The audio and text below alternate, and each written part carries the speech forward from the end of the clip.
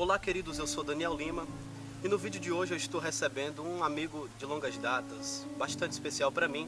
Ricardo Neto é teólogo e escritor.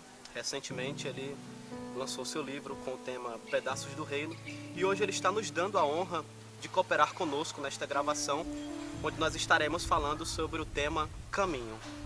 Para mim é um prazer, uma alegria estar aqui com os irmãos, principalmente com o pastor Daniel Lima, um amigo já também de longas datas. Eu tenho certeza que o Dialogando no Caminho vai ser extremamente edificante para nós que estaremos aqui dialogando e para os irmãos que estarão ouvindo e sendo edificados com esse vídeo. É isso aí, nós estaremos hoje falando sobre um texto bastante conhecido por todos, é o texto que fica em Marcos, capítulo 4. E é o texto em que Jesus, é o texto que vai narrar acerca da travessia dos discípulos, juntamente com Jesus, para o outro lado do lago. Esse texto é um texto que se inicia com Jesus, né, na beira da praia. E quando Jesus está na beira da praia, a Bíblia vai dizer, logo no início do capítulo 4, quando ele vai contar a parábola do semeador, que uma grande multidão de pessoas se reúnem ali na beira da praia para ouvir o que Jesus tinha a dizer para aquelas pessoas. A princípio, essas pessoas que se reúnem para poder ouvir o que Jesus tem a falar, são pessoas que têm necessidade de alguma coisa. Alguns têm necessidade de uma palavra, de uma cura ou muitas outras necessidades. Sim, e Jesus tinha uma forma pedagógica de trabalhar com a multidão. Ele tinha duas formas básicas para ensinar os seus ouvintes. A primeira era falando sem fazer nada. Era o período em que ele só falava, ensinava, pregava, mas não obrava nenhum milagre, porque não era a intenção dele naquele momento. E a segunda forma é que ele fazia sem falar nada. Então essas duas formas sempre esteve bem patentes e reais na multidão, principalmente aí na beira da praia. Jesus sempre vai usar essas duas formas pedagógicas para trabalhar. É isso aí. E uma coisa bastante interessante é que as pessoas que vão até Jesus, ali naquela beira da praia, elas possuem uma necessidade, uma espécie de vazio dentro de si. E a questão aqui que a gente vai encontrar um paradoxo aqui no texto é porque existe um grande ajuntamento de pessoas. E às vezes a gente tem uma ideia de que quanto mais a gente conseguir juntar pessoas perto da gente, a gente vai se sentir mais completo e às vezes expulsar os vazios da gente. Só que tem uma frase de John Stott que diz que as multidões são mais agregações do que congregações. A multidão tem mais poder de perpetuar a solidão do que de curá-la. Então Jesus está juntando ali na praia uma multidão de pessoas vazias. E logo após estas pessoas lidarem com Jesus no decorrer dessa fala de Jesus que ele está expressando ali na beira da praia, Jesus chega um momento que Jesus dispersa a multidão. Só que agora a multidão que era cheia de pessoas vazias se torna uma multidão que se dispersa de pessoas cheias, né? Por isso o grande escritor Watchman Nee, ele sempre dizia que Deus usa mais a vida e bem menos os dons. Então o Evangelho é uma forma de agregar valores na alma, cuja qual o corpo não sustenta. Então o Evangelho ele é inserido na alma do indivíduo e transforma esse indivíduo num novo homem, pois o fato dele ser um novo homem torna-se bem mais relevante do que ele ser apenas um homem que tem dons. É verdade, é verdade. Então, indo para essa questão aqui que nós estamos falando aqui sobre agregações, sobre vazios, sobre estes detalhes que nós vamos encontrar no decorrer da caminhada, É interessante que depois que Jesus ele trata com a multidão ali na praia, vai chegar um momento que Jesus entra juntamente com os discípulos dentro de um barco, né? E eles decidem atravessar para o outro lado. No decorrer dessa trajetória, que é justamente aqui onde nós vamos, né, focar mais o dialogando de hoje, eles entram dentro do barco e Jesus começa a dormir ali na polpa, que é a parte traseira do barco, né, a parte de trás. E quando Jesus começa a dormir ali dentro desse barco, Ricardo, uma coisa bastante interessante me chamou a atenção aqui. Porque a princípio eles saem de um ambiente firme, de uma terra firme. Eles estão entrando em um ambiente que aparentemente é uma superfície reta, mas é uma superfície incerta, né? E quando eles entram dentro desse ambiente de incerteza, eles são levados por um vento que aparentemente é próspero, porque está movendo eles para algum lugar, né? Está conduzindo, né? Está conduzindo eles para algum lugar. E quando esse vento, à medida que esse vento vai levando eles, a Bíblia vai dizer que chega uma hora que esse vento coloca eles dentro de uma tempestade, justamente no momento em que Jesus está dormindo na polpa do barco. E uma questão bastante interessante que eu pude perceber aqui nesse texto é que a polpa do barco é a parte traseira do barco. Geralmente o vento vem da parte traseira e vai empurrando o barco para o destino que eles querem chegar, eles querem seguir, né? Os navegantes eles têm que colocar o barco de maneira que o vento venha da parte de trás para poder conduzi-los aonde eles têm que chegar. E era justamente aonde Jesus estava, ali na polpa do barco, na parte de trás, dormindo.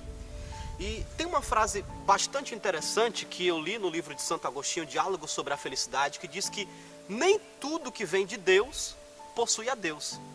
Nem tudo que vem de Deus possui a Deus. E o vento que aparentemente estava conduzindo eles é um vento que vinha justamente de onde Jesus estava.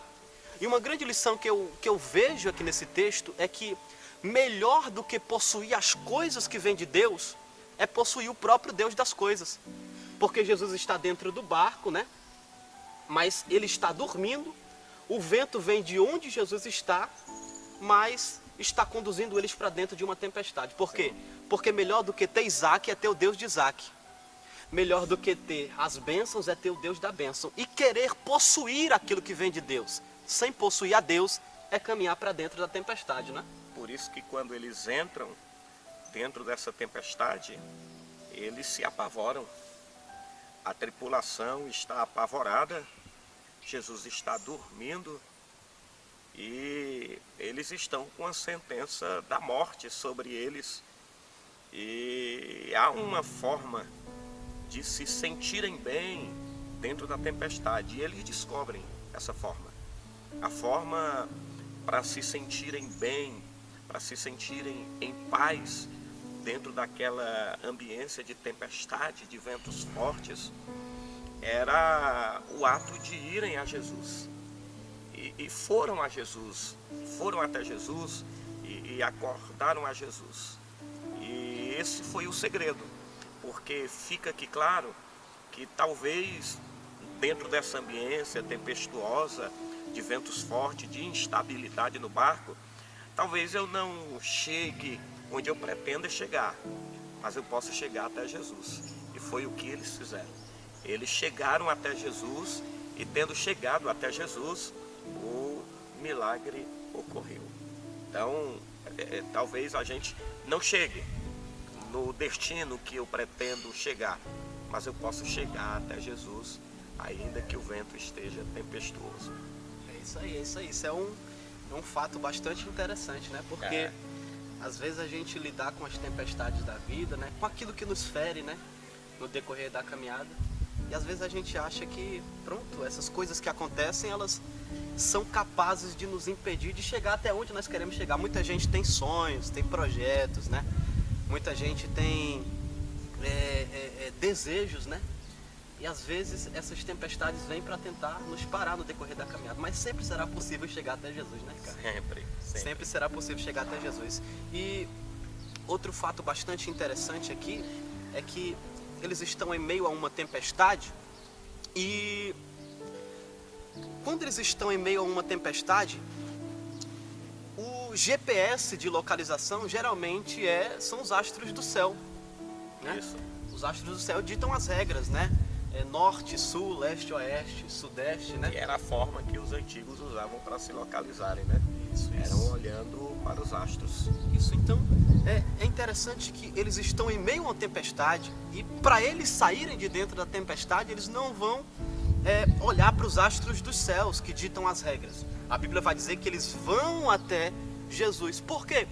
Porque em meio às tempestades da vida, é melhor ouvir aquele que tem alguma coisa a nos ensinar do que ouvir aqueles que ditam as regras.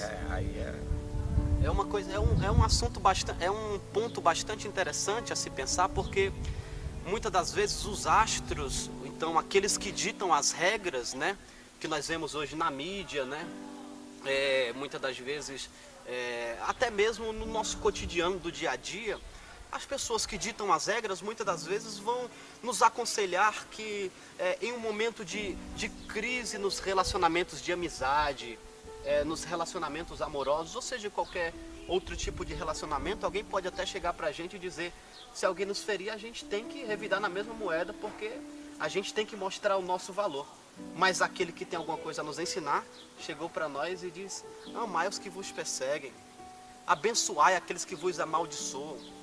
E a lição é bastante incrível, o Evangelho agrega muitos valores para a vida e esse é um dos valores que eu prezo bastante para mim. Por isso que uma das propostas da missão integral e partindo do John Stott, principalmente, a proposta bem interessante, que é o Evangelho todo para o homem todo. Por exemplo, há uma diferença, como disse o poeta das décadas passadas, há uma diferença entre a estrada e o caminho.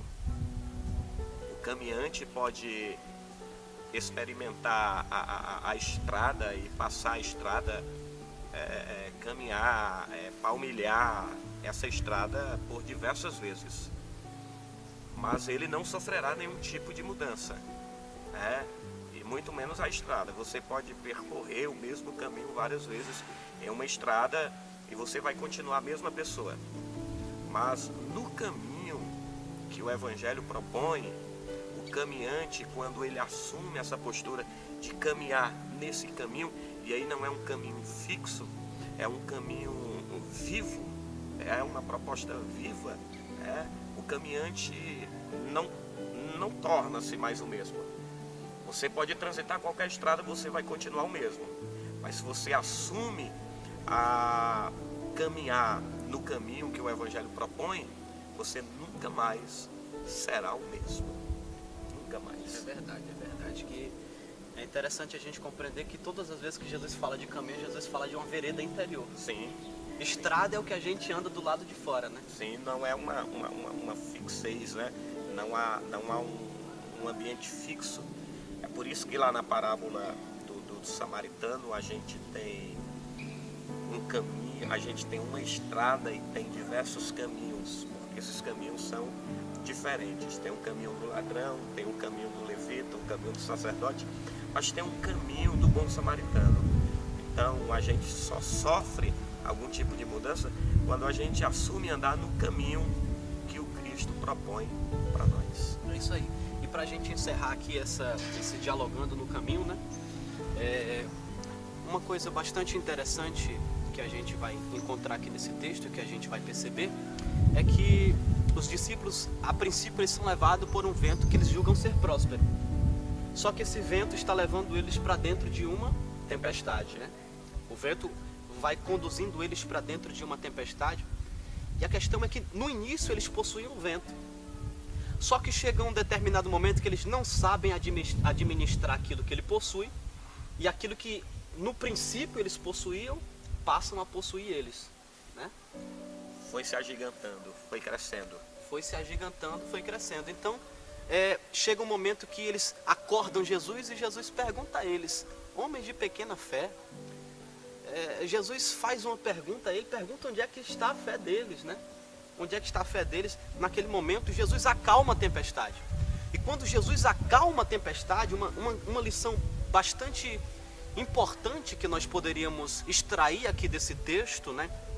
É a lição de que, se nós pararmos para pensar, o vento estava conduzindo eles para dentro da tempestade, e a tempestade poderia levar eles a morrer, né? A naufragar em meio àquela viagem. Então Jesus olha, acalma a tempestade, e em outras palavras Jesus está dizendo: olha, vocês estavam sendo levados por uma coisa que só garantia prazer vocês até o túmulo, né? Mas eu posso levar vocês para além do túmulo, eu posso gerar vida em vocês. Porque tem até aquela frase do Ed Renekiewicz, né? Que diz que vida não é a experiência que nós temos quando somos expulsos do ventre da nossa mãe. Vida é a experiência que nós teremos quando fomos expulsos do túmulo para estar com o Pai nos céus. E um detalhe para a gente fechar, é que os discípulos, quando ele acalma a tempestade e o mar, eles olham para ele e dizem: quem é este? Que até o vento e o mar lhes obedecem. Isso aqui fica uma reflexão profunda, porque é possível alguns discípulos estarem dentro da embarcação e ainda não conhecerem ele. Eles perguntam: quem é este? Uma altura de um campeonato desse, os caras estão dentro de uma tempestade, Jesus acalma essa tempestade e eles olham uns para os outros e dizem: quem é este? Então a minha preocupação é com a geração que está dentro dessa embarcação e que ainda não conhece o dono da embarcação. Essa é a nossa preocupação, né? Então que Deus alcance o seu coração que está nos ouvindo e que Ele consiga ter você por inteiro. O Evangelho todo para o homem todo. Ricardo, muito obrigado, tá? Deus continue te abençoando. Bênção. Foi um Bênção prazer de te Deus. receber aqui. E eu encerro aqui falando uma coisa muito importante. Não tem a ver com aquilo que a gente possui, mas com aquele que possui a gente. Que Deus em Cristo vos abençoe. Amém.